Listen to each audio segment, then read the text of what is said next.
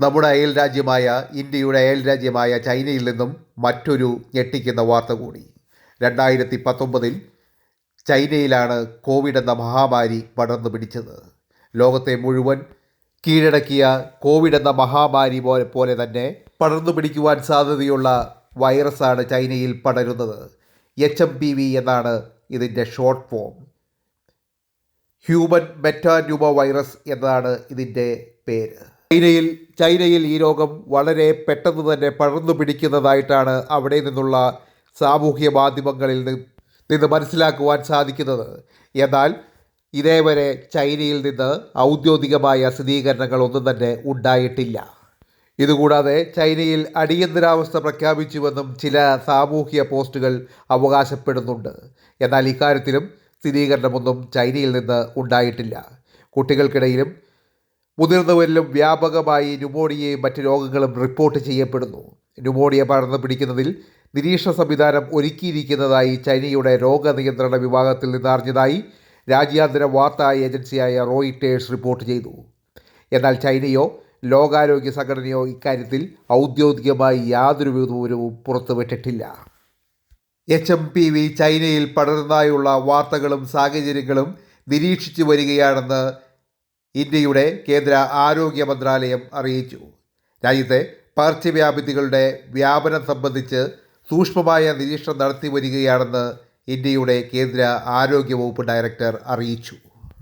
എറണാകുളം കലൂരിലെ നൃത്തപരിപാടിയിൽ അതിഥിയായി പങ്കെടുക്കുന്നതിനിടെ Thrikkakara MLA Uma Thomas വീണ് ഗുരുതരമായി പരിക്കേറ്റ സംഭവത്തിൽ മൃദംഗ വിഷൻ ഉടമ നികേഷ് കുമാർ അറസ്റ്റിലായെങ്കിലും കോടതി ജാമ്യത്തിലയച്ചു. ജനുവരി 7 വരെയാണ് കലൂർ സ്റ്റേഡിയത്തിലെ നൃത്തപരിപാടികൾ ഏകോപിപ്പിച്ച മൃദംഗ വിഷൻ MD നികേഷ് കുമാറിന് ജാമ്യം അനുവദിച്ചിട്ടുള്ളത്. അതേസമയം അപകടത്തിൽ പരിക്കേറ്റ് ആശുപത്രിയിൽ കഴിയുന്ന തൃക്കാക്കര MLA ശ്രീമതി ഉമാ തോമസിൻ്റെ സ്ഥിതി കുറച്ചുകൂടി മെച്ചപ്പെട്ടു വരുന്നതായി ആശുപത്രി വൃത്തങ്ങൾ അറിയിച്ചു. UK ഇനി മുതൽ നേഴ്സിംഗ് ജോലി എന്നത് വിദേശങ്ങളിൽ നിന്ന് വരുന്നവർക്ക് കിട്ടാക്കനിയാകും. അതായത് ഇന്ത്യയെ പോലുള്ള രാജ്യങ്ങളിൽ നിന്ന് വരുന്ന നേഴ്സുമാർക്ക് ഇനി മുതൽ ബ്രിട്ടനിൽ നേഴ്സിംഗ് ജോലി കിട്ടുമോ എന്നുള്ളതാണ് ചോദ്യം. UK പുതിയ നിയമം നിലവിൽ വന്നു. 38,700 പൗണ്ട് ശമ്പളമില്ലാത്തവർക്ക് ഇനി മുതൽ വർക്ക് പെർമിറ്റ് ഇല്ല. പുതിയ നിയമപരിഷ്കാരം ഇന്നലെ മുതൽ നിലവിൽ വന്നു. നേഴ്സുമാർക്കും കെയർമാർക്കും ഇനി OETയും IELTSും ഉണ്ടെങ്കിൽ പോലും UK വിസ ലഭിക്കില്ല. എന്തുകൊണ്ടെന്നാൽ UK ഒരു നേഴ്സിന് 1 കൊല്ലം ജോലി ചെയ്താൽ 38,700 പൗണ്ട് ലഭിക്കില്ല എന്നത് തന്നെയാണ് കാരണം. ഒരു UK നേഴ്സിന് കിട്ടുക 35,000 പൗണ്ട് മാത്രമാണ് 1 വർഷം ജോലി ചെയ്താൽ കിട്ടുക. അതുകൊണ്ട് തന്നെ ഇനി മുതൽ UK നാട്ടിൽ നിന്ന് നേഴ്സിംഗ് റിക്രൂട്ട്മെൻറ്റ് ഉണ്ടാകില്ല എന്നതാണ് പുതിയ നിയമം കൊണ്ട് ഉണ്ടാകുന്ന കോട്ടം. ഇത് UK കുടിയേറ്റം കുറയ്ക്കുമെന്ന് സർക്കാർ പറയുന്നുണ്ടെങ്കിലും വമ്പൻ ഷോർട്ടേജുകളിൽ പോകുന്ന NHS പോലെയുള്ള സ്ഥാപനങ്ങളെ ഇത് പ്രതികൂലമായി ബാധിക്കുമെന്ന് തന്നെയാണ് വിദഗ്ധരുടെ അഭിപ്രായം.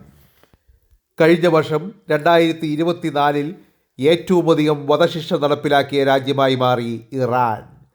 2024 ഇറാനിൽ തൂക്കിക്കൊന്നത് 1000-ഓളം പേരെ. ഇതിൽ 34 സ്ത്രീകളും 7 കുട്ടികളും ഉൾപ്പെടുന്നു. ശിക്ഷ നടപ്പാക്കുന്നത് വളരെ പ്രാകൃതമായ മാർഗത്തിൽ. ഇതിൽ കൂടുതൽ പേരെയും തൂക്കിക്കൊന്നത് രാജ്യത്തെ ഇസ്ലാമിക ഭരണകൂടത്തിനെതിരെ നടക്കുന്ന പോരാട്ടങ്ങളോട് യോജിച്ച് പ്രകടിപ്പിച്ചതുകൊണ്ട് മാത്രമാണ്. ആഗോള മനുഷ്യാവകാശ സംഘടനയായ ആംനസ്റ്റി ഇൻ്റർനാഷണൽ ഇറാനോട് വധശിക്ഷ നിർത്തലാക്കണമെന്ന് അഭ്യർത്ഥിച്ചു. വാർത്തകൾ ഇവിടെ പൂർണ്ണമാകുന്നു. ഈ വാർത്താ ചാനൽ നിങ്ങൾക്ക് ഇഷ്ടമായെങ്കിൽ സബ്സ്ക്രൈബ് ചെയ്യാനും ലൈക്ക് ചെയ്യാനും കമൻറ്റ് ചെയ്യാനും ഷെയർ ചെയ്യാനും മടിക്കരുത്. Thank you.